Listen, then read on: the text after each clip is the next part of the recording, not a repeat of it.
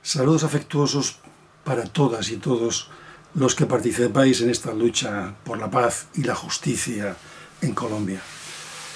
Soy Josep Ramón Jiménez, represento a una ONG llamada Lliga dels Drets dels Pobles, Liga de los Derechos de los Pueblos, una ONG con un nombre largo pero muy modesta, situada en Sabadell, a unos 20 kilómetros de Barcelona, y que fue fundada en 1977, en plena transición a la democracia en España, una asociación de voluntarios, varios de ellos curas y personas vinculadas al movimiento de origen religioso Agermanament, que plasmaban aquí el espíritu de la Liga Internacional por los Derechos y la Liberación de los Pueblos, de origen italiano, en el ámbito del senador en ese país, Lelio Basso. Empezó la Liga haciendo campañas por los desaparecidos bajo la dictadura de Pinochet en Chile y también apoyando la liberación del pueblo saharaui, los derechos del pueblo saharaui para recuperar los territorios perdidos. Y empezó más tarde a proponer proyectos de cooperación también en Valparaíso, Chile, y en la selva amazònica peruana, donde todavía estamos. Després d'aquesta feixuga presentació, permitidme pasarme ahora al catalán, fomentando el bilingüismo de nuestra sociedad.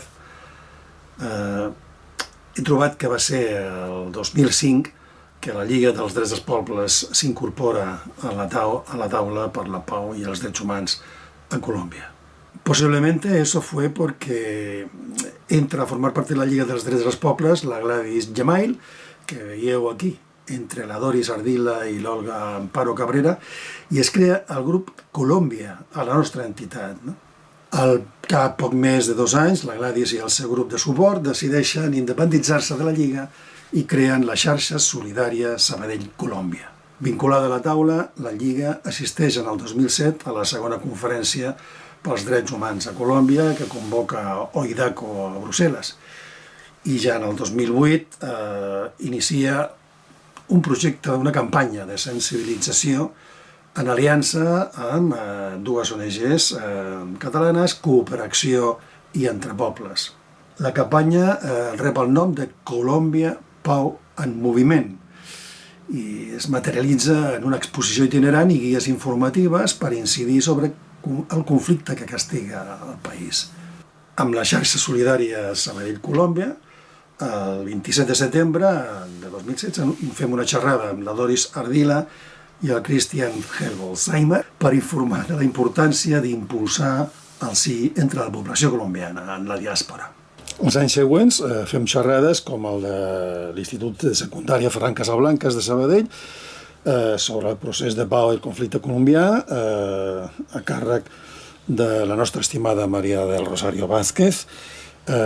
Seguim fent una altra, Colòmbia avui, a cos de pau i drets humans, a la seu del Col·legi de l'Advocacia de Sabadell, amb la Sílvia Irene Berrocal i Adalberto Aza, i també el 2019 amb la Doris Ardila i la Marta Lucía Ceballos, acollida al programa de protecció de defensors i defensores, parlem sobre Colòmbia, la pau que no arriba. I també aquest 2019, amb l'Institut de Drets Humans de Catalunya, ens embarquem amb les beques DevReporter, les beques europees DevReporter, que canalitza la Fede.cat per fer el documental Voces de Vereda. Voces de Vereda muestra la transformación de la vereda de la cooperativa en el corazón del Meta, un punto de encuentro de un conjunto de comunidades donde viven las personas protagonistas del documental. Es un documental muy recomendable que no ha tenido la difusión que se habría merecido, al menos entre el colectivo colombiano. ¿Y qué decir más? Pues que aquí seguimos empequeñecidos por la crisis económica y también por la crisis del modelo asociativo voluntario, del voluntariado. Todo está muy profesionalizado y esto a nosotros nos impide crecer, pero bueno, aquí nos vamos manteniendo el tipo Les dejo con el firme deseo de que se acaben los asesinatos, que se restablezca la paz, que las familias colombianas puedan vivir absolutamente sin tener que volver la vista atrás. I a la taula un hurra ben fort perquè segueixi aquesta tasca, per la tasca feta més durant aquests 20 anys, que ha sigut exemplar i ha sigut molt difícil de mantenir en algunes ocasions, però sobretot que no s'hagi d'eternitzar la seva feina. Una abraçada ben forta a tothom.